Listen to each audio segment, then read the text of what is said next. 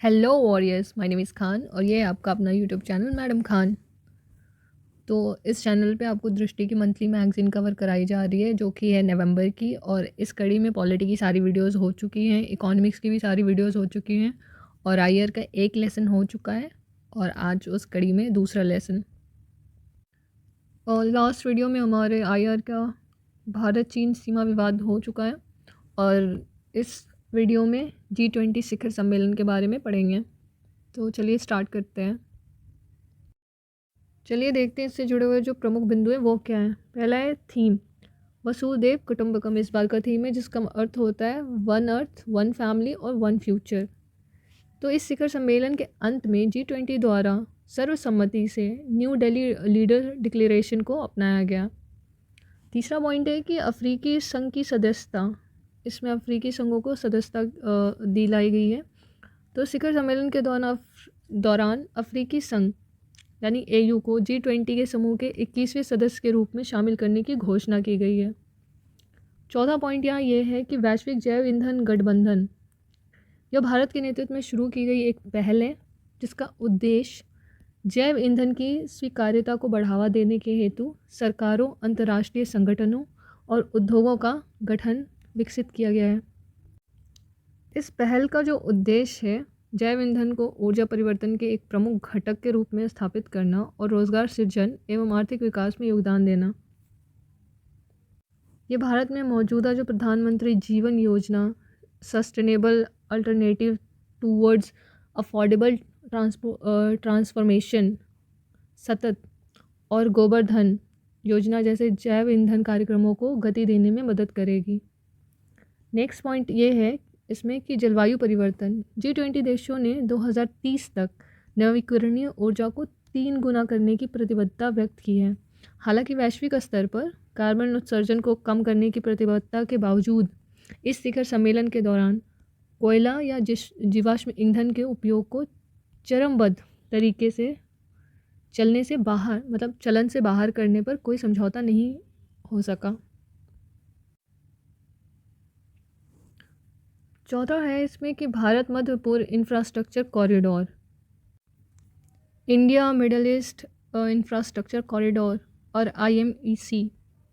इसमें क्या है कि भारत खाड़ी देशों और यूरोप के बीच परिवहन संपर्क को मजबूत करने के लिए भारत, संयुक्त राज्य अमेरिका, अरब अमीरात, सऊदी अरब, यूरोपीय संघ, फ्रांस, जर्मनी, इटली के बीच में IMEC के निर्माण के लिए एक समझौता ज्ञापन पर हस्ताक्षर किया गया है। ओके, तो ये जो प्रस्तावित IMEC है इसके तहत सड़क, रेल, समुद्री परिवहन नेटवर्क, दो जो गलियारों की परिकल्पना की गई है। इसमें पूर्वी गलियारा भारत को खाड़ी क्षेत्र से जोड़ता है जबकि उत्तरी गलियारा खाड़ी क्षेत्र को यूरोप से जोड़ता है।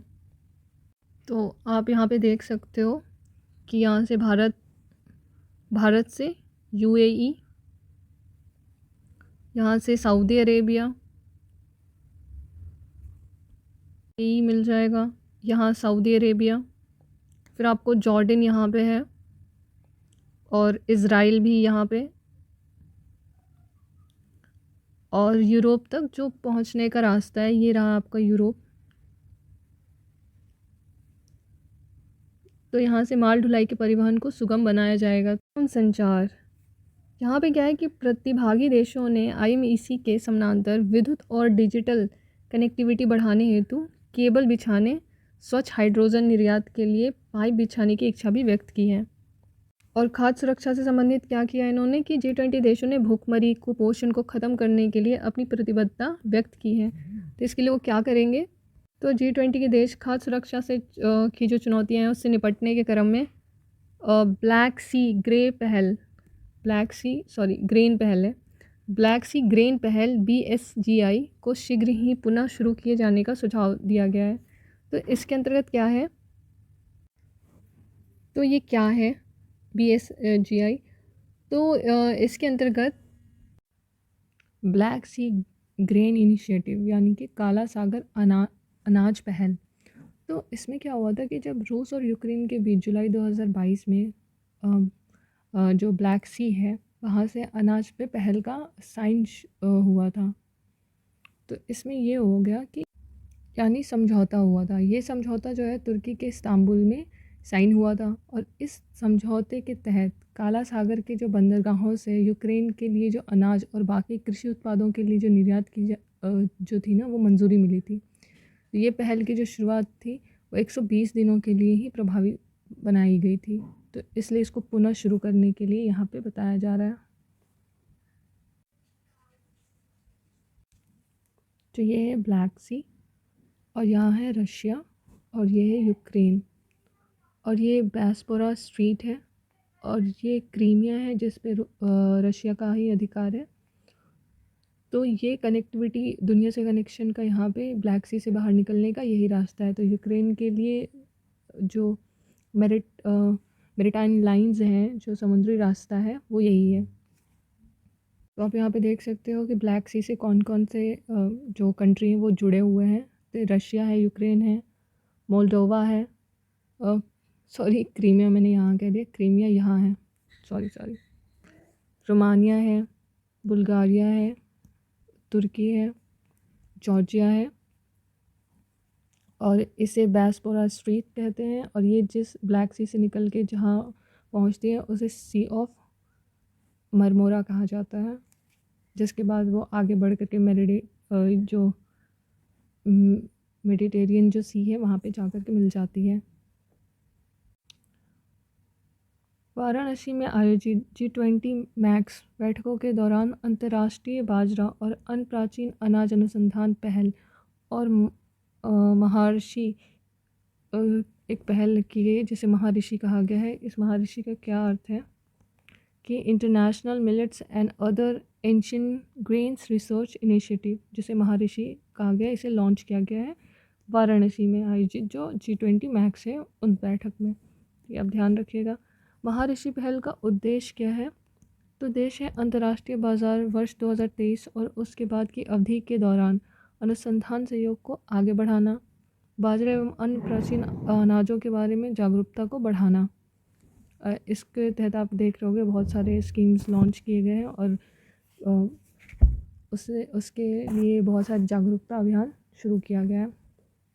नेक्स्ट पॉइंट है कि सभी देशों कृषि क्षेत्र में खाद, उर्वरक और अन्य उत्पादों में पारदर्शी, निष्पक्ष और नियम आधारित व्यापार को बढ़ावा देने हेतु निर्यात प्रतिबंध न लगाएं।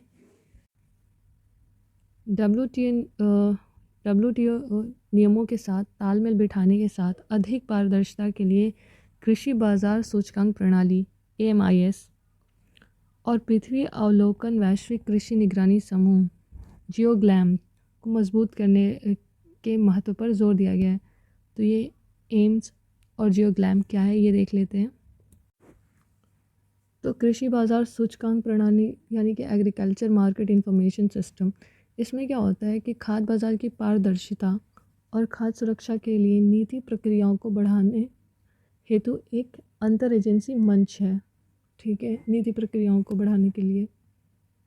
तो इसमें क्या था कि 2007 और 8 और 2010 में वैश्विक खाद्य कीमतों में बढ़ोतरी के बाद G20 के कृषि मंत्रियों द्वारा 2011 में लॉन्च किया गया था। और जियोग्लैम क्या है? यह है विश्व भर में समय पर कृषि संबंधी जानकारी प्रदान करने के करके बाजार को पारदर्शिता और खाद्य सुरक्षा को बढ़ावा देता है, इंफॉर्मेशन बेसिकली देता है। तो जियोग्लैम की नीति अधिदेश को वर्ष 2011 में फ्रांसीसी G20 प्रेसिडेंसी के दौरान G20 कृषि मंत्रियों के समूह द्वारा प्रस्तुत किया गया था। आइए देखते हैं स्वास्थ्य से संबंधित प्रमुख बिंदु क्या है। तो G20 नई दिल्ली नेताओं की घोषणा में स्वास्थ्य देखभाल पर विशेष जोर दिया गया था और एक लचीली स्वास्थ्य देखभाल प्रणाली बनाने की आवश्यकता को प्राथमिकता दी गई थी।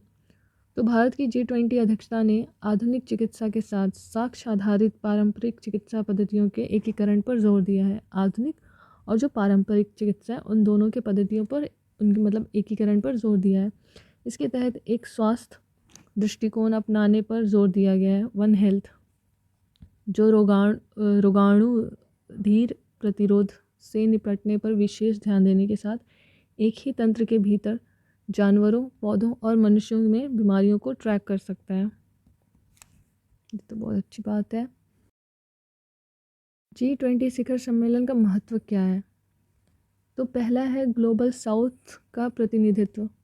G20 में AU की सदस्यता वैश्विक व्यापार, वित्त और निवेश को नया आकार देने का अवसर प्रदान करती है और ये पहल G20 में ग्लोबल साउथ के मुद्दों को संबोधित करने का अवसर प्रदान करती है।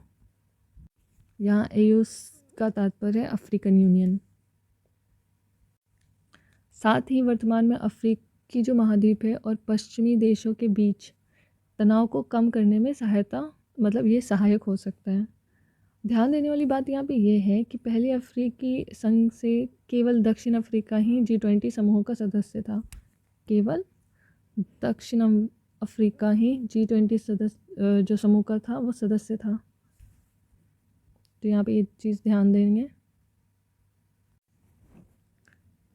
GBA इसका अर्थ होता है biofuel and global biofuel alliance. तो अंतर्राष्ट्रीय ऊर्जा एजेंसी के अनुसार विश्व के अधिकांश देशों द्वारा शुद्ध शून्य लक्ष्य की प्रतिबद्धता के परिणामस्वरूप 2050 तक जैव ईंधन क्षमताओं में 3.5 से 5 गुना वृद्धि होने की संभावना है। 3.5 से 5 गुना वृद्धि होने की संभावना है, जिससे भारत में इस क्षेत्र में व्यापक अवसर पैदा होंगे। नेक्स्ट है कि IMEC, इसके अंतर्गत यूरोपीय आयोग के अध्यक्ष के अनुसार भारत मध्य पूर्व इंफ्रास्ट्रक्चर कॉरिडोर भारत खाड़ी क्षेत्र और यूरोप के बीच सबसे सीधा संपर्क मार्ग होगा, जो इसके बीच व्यापार को 40% तक बढ़ा सकता है। इसके बारे में मैंने ऊपर आपको बताया है। तो इससे संबंधित चुनौतियाँ क्या क्या हैं? तो पहली ये है कि भारत मध्य पूर्व जो इंफ्रास्ट्रक्चर कॉरिडोर है भारत को खाड़ी क्षेत्र और यूरोप के बाजार से जोड़ने में महत्वपूर्ण भूमिका निभा सकता है। हालांकि वर्तमान में इस परियोजना के लिए भागीदार देशों द्वारा निवेश की प्रक्रिया को निर्धारित नहीं किया गया है। तो निवेश की प्रक्रिया अभी निर्धारित नहीं की गई है।